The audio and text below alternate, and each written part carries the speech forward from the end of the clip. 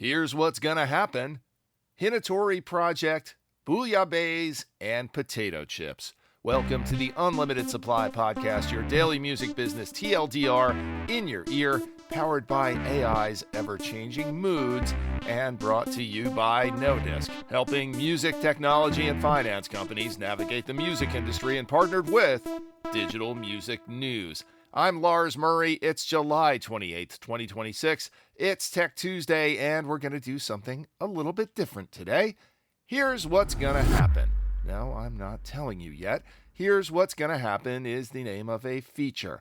I don't know if this will turn into a series or not, but when I say here's what's going to happen, I'm pretty convinced it's going to happen, possibly because it just happened to me. So here's a special Tech Tuesday edition of our very first ever Here's What's Gonna Happen. Well, it finally happened to me, and if it happened to me, I can almost guarantee it's going to happen to you. The other night I was scrolling through Instagram and I saw a somewhat uncompelling video of a bunch of young women cavorting around a European city, seemingly as tourists, which is kind of boring and cliche. And I did that sort of half scroll, where you're looking at something else, but the sound of the previous clip is still playing. I don't know why it came up in my feed, but I did like the music. Sort of a 60s spaghetti western Europop thing, on top of a mid-tempo techno beat with a breathy voice interjecting whispered phrases in both French and English. C'est une question de style. Don't rush the magic. It's a mood, not a moment.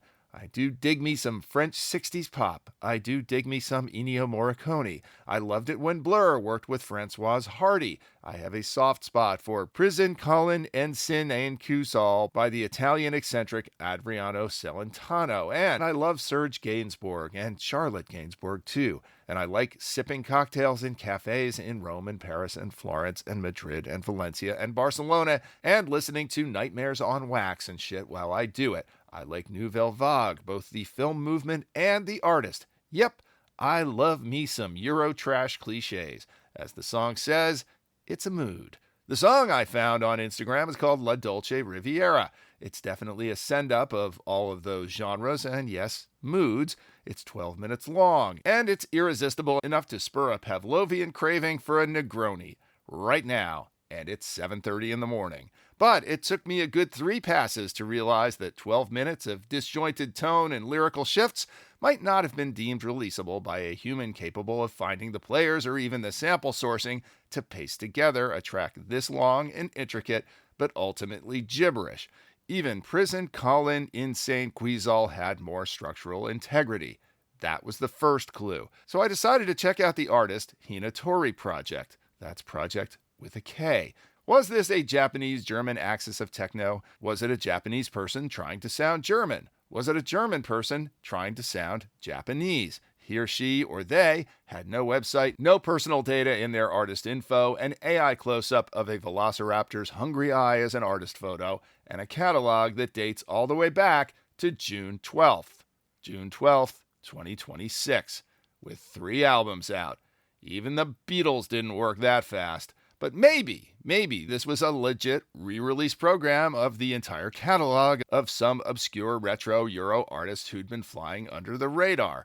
Now, if I'd gone straight to Hinotori Project's Instagram feed, I might have picked it up sooner. The visuals looked AI generated with no real connective tissue other than the music. But they wouldn't be the first artist to be better at music than visuals and choose AI as a visual shortcut. Here's where we apply 3 of Virginie Berger's 5 ways to spot AI that she outlined in a recent Forbes article.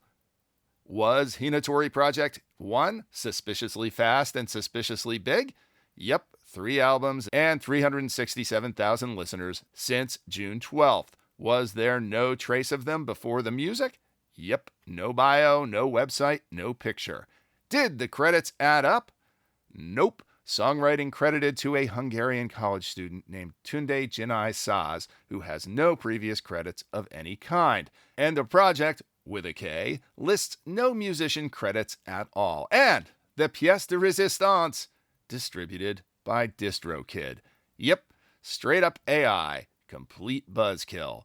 Now, I'm not anti-AI. In fact, I'm taking a course in agentic AI right now because, well, it's coming and we all have to learn to deal with it. And it actually does some pretty neat stuff in the right hands. In fact, Hinotori Project is some pretty neat stuff. It's a mashup or pastiche or collage, and there's plenty of precedent for that in art and music, and it sounded pretty fresh, at least to my ears. Maybe not authentic, but then authenticity is overrated. And for what it's worth, if you're wondering why I quoted the Style Council up top of the podcast, Hinotori Project, even knowing that it's Gen AI, is a hell of a lot more exciting than the Style Council. Tunde Genisaz has great taste. In fact, Tunde, if you come to New York, I'll buy you a Negroni or two. However, dollars to Tim Hortons Donuts, whatever Italian, French, Catalan surf guitarist, and whatever other musicians and songwriters supplied the training data that made Dolce Riviera possible probably ain't getting paid, which makes Dolce Riviera taste a little bit cheap. Damon Albarn or the Beastie Boys or De La Soul or even Adriano Celentano whipped up their own variations of a musical bouillabaisse. Hinotori Project feels more like a bouillabaisse flavored Lay's potato chip. Fun, addictive, but maybe ultimately empty calories for lack of a brand I could see, an artist I could envision, or a story I could follow. But here's what's gonna happen. One day you'll be scrolling to TikTok or Instagram like me, and maybe you'll be in a restaurant or a bar, and you'll Shazam the right song hitting you at the right moment. Some track that sounds like a new variation on your favorite genre will catch your ear and drag it 50 feet. You'll Shazam it, you'll add it to your latest playlist, and you'll want to hear more from that artist, and you'll want to know more about them. And then you will go to their artist page and you will find nothing. And you'll say to yourself, this is not bouillabaisse, this is a potato chip. Here's what's gonna happen. You'll be forced into your own AI music reckoning. Bouillabaisse or bouillabaisse flavored Lays? Or both? One is more nutritious, but frankly, they both taste good. I still can't even decide. Maybe some more Negroni-fueled testing is in order. I thought it wouldn't happen to me, but Gen A music is gonna catch ya. It's only a matter of time. And that's another Tech Tuesday. Oh yeah, quick update on my agentic AI class. The assignment last week was to vibe code a website, and I aced it. I'm still a few tweaks away from replacing my current site with it, but we are on the way. This week's assignment is to write an internal pitch email for an agentic AI business solution. I went with media creation management and deployment, and I'll let you know how I did next week.